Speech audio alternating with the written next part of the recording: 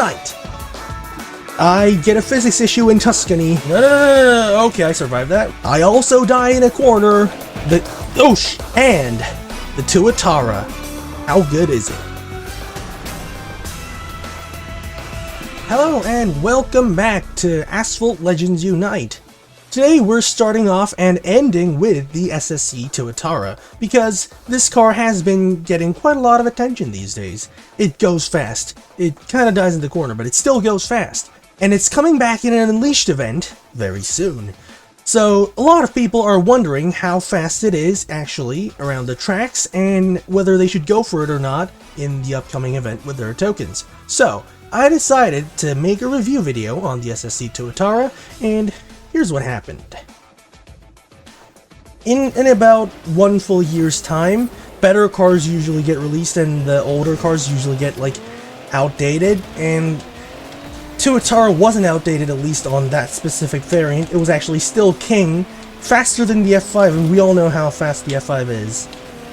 And that was before the F5 got nerfed, by the way, which is 2 years after the F5 got released, but yeah. It doesn't easily flip on wall rides like the Jesco or the Chiron for that, but it's not very easy to keep the speed inside a corner, because even if you do keep the speed, the floaty, as you can see right here, is very wide, and you usually drop to about 400 in those kinds of corners.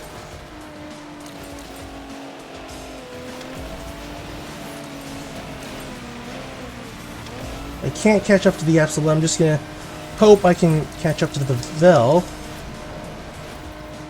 I can, just barely, but yes I can. So, with all things being said, and obviously, F5, Jesco, these kinds of stuff are the real deal. You probably want to go for those. But let's be honest, the Jesco is already in the Clash store. The F5 is already in the Multiplayer 1 Series rewards, so they're probably not coming back for quite a long while, because in-game low mines, they're already there. So they're probably not going to rerun this thing. No, not this thing. The other cars that easily. The TUATARA, on the other hand, is going to be in the Unleashed event right next month, if I remember correctly. So, yeah. If you need a good car that can somewhat put up a fight against the F5s and Jescos right now, literally right now, you can't really wait to get 2 blueprints every 2 weeks for the F5, because that's going to be six more years until you're maxing it, or 3 more years until you get, no, not 3 more years, actually, yeah, 3 more years until you max the Jesco and gold it from the Clash store, then yeah, this is a good car to go for. As you can see, the speed did absolutely die there, but the wall ride doesn't flip the car this very easily. And also, yeah, this car just has longer acceleration in nitro than other... I thought I was gonna die there. Anyway, longer nitro and better acceleration than the Jesco and the F5, which means it's easier. In an event of a crash, it's easier to get back up to top speed, unless there's a U-turn right in front of the crash respawn point. But it usually doesn't happen, so yeah, it is a very good, consistently working car. Other than that, the Agira's acceleration is 79 at gold, this thing is 82.5, it's just a really big difference. This one probably has a little bit more nitro as well. If I remember correctly, that is. Oh no, avoid that. And yeah, the drift radius definitely struggles in the recent tracks. But it's not that's too big of a deal that spoils the entire car. This is more of a purebred top speed car. It just goes fast and that's about it. That's gonna go in the other video that I'm about to make, which is another Extreme Clips compilation. That's definitely going in. Anyway, back to the TUATARA. It is, as you can see, dying in the corners, but it has the acceleration to keep up, and that's good. It's slipstreaming that guy behind. I don't know what he's doing, but he's not catching up anytime soon. I would usually take the right ramp, but I took the ramp a little bit too low, so I'm just gonna do that. Speed died, but I'm still first. Is that all that matters? Like, you just want to win in the races. You don't need to set world record paces every single time, and that was a Venom behind me. Anyway, speed loss during the corners, and a little bit lackluster orange nitrate cell. Also, this car doesn't downshift very easily, so you're usually stuck in 5th gear to accelerate, which is not very ideal. But it still has 82 acceleration on 5th gear, and that kind of solves all of the issues, or at least negates the effects. And yeah, it's overall, once you get used to it, because you will have to get used to it, this isn't the... Anyway, this isn't the sort of car that you want to drive like it's a Jesco or a Venom or an Agera, because this thing actually will fight back if you try to bash it around a bit too hard. But if you, like, know where its boundaries are and respectfully drive it inside those boundaries, as you can see, I'm already catching up. And I caught up to everybody. It's a very fast car, I gotta admit.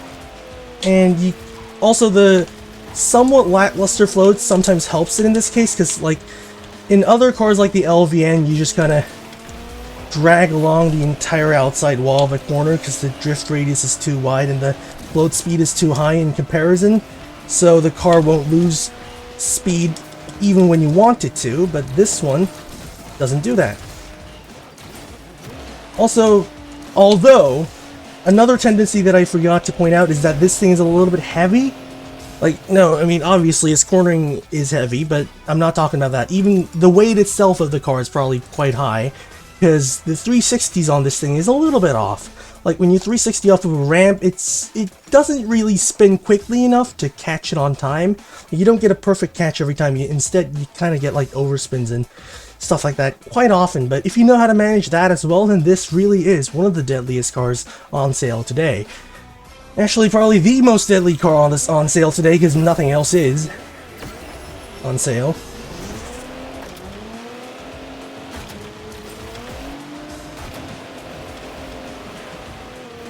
You know, this is the overclock showcase variant that you used to do with the TUATARA overclock.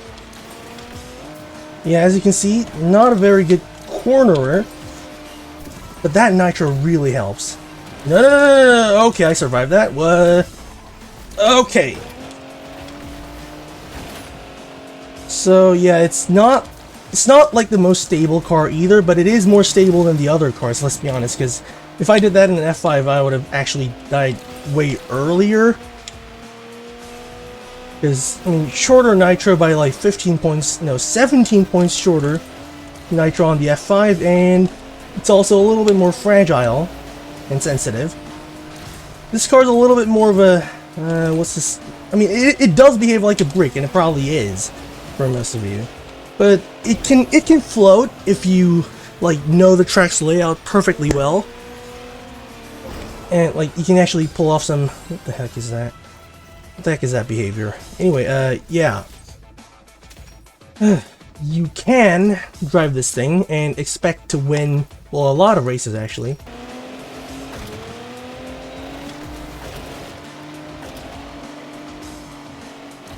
Okay, that's just my Yes, that just happened. So basically what happened was I took the barrel in a sort of a scuffed way. The game kind of detected it but didn't know what to do with it, so it just closed itself. The game just crashed. So that's a bombshell. But bombshells being bombshells, we can end this video upon that. So good night, see you guys later. I'm just gonna head out.